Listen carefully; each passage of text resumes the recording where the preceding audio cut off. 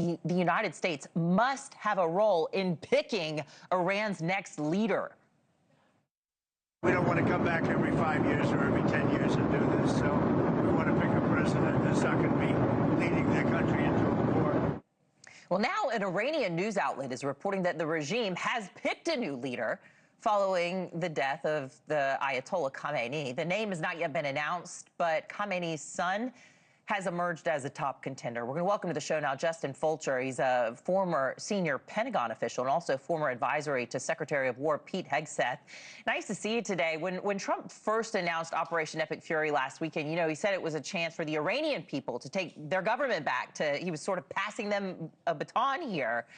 Is this a change of course here? I think what we're witnessing now is the most consequential moment in Iranian politics since 1979. I don't think it's a change of course. I think ultimately American power can absolutely shape the environment in which that leadership emerges. And ultimately, the leader in Iran will be determined by the people of Iran.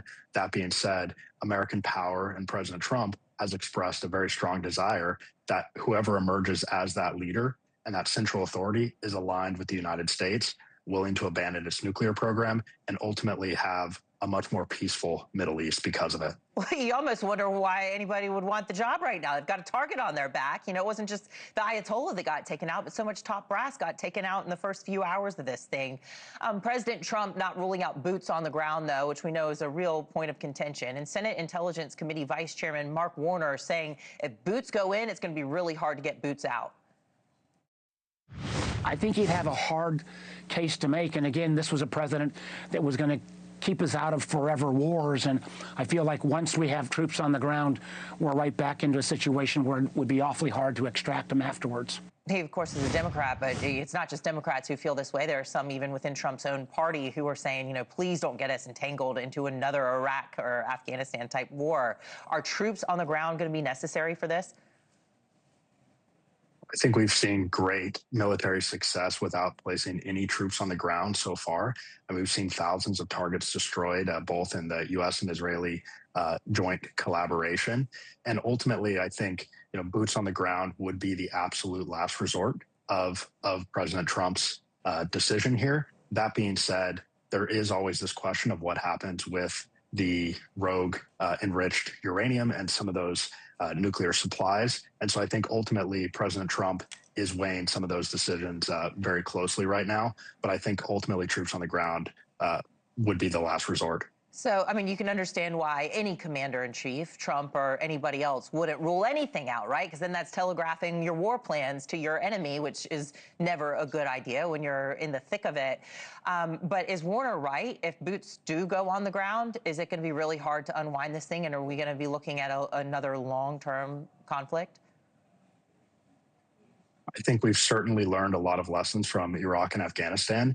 Boots on the ground would absolutely make this likely to extend significantly longer than this few-week timeline that President Trump has outlined.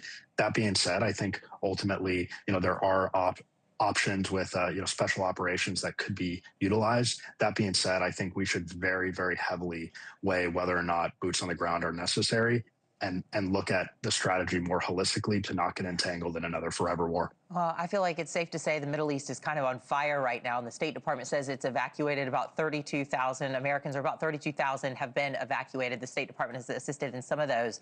But I did speak to one student who said he couldn't even get anybody on the phone. Listen here. The next thing is, while we were there, the girl I was with, who you've seen some pictures of, her name's Elle, she called the embassy and said, hey, here's who we are, we're staying, here's where we're staying, et cetera, what can you do? And the response was, we can't do anything. The airspace is closed, just stay and shelter in place. We can't help you. I called a few days later, they didn't even pick up the line, and there was no option for me to leave a voicemail. Can you imagine what he was going through, what his mom and dad were going through? Is my son going to be able to come home? Fortunately, he is back. But what do you think? Is the government doing enough to get Americans home safely? Well, I'm glad he was able to get out safely. I do think more can and should be done. Of course, mobilizing any sort of evacuation plan for tens of thousands of folks from a region where the airspace is most closed is difficult. That being said, I think the State Department and other parts of the U.S. government should mobilize more resources to help any American in danger. Some Democrats say this is a war of choice and Iran wasn't posing an imminent threat. But listen to what some Democrats have said in the past. Iran has American blood on their hands. What we need to do to ensure that Iran never achieves the ability to be a nuclear power, that is one of my highest priorities. Progress toward peace will put us in a stronger position to deal with the ongoing threat posed by Iran. Together we must deny oxygen to its terrorist proxies. The Iranian government continues to demonstrate that its own unjust actions are a threat to justice everywhere.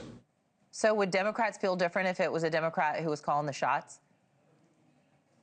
I wonder if they would. I think, this has been such a bipartisan issue since 1979 and the original revolution. So I do wonder if there's a double standard there. I think this is a bipartisan issue and has been for decades.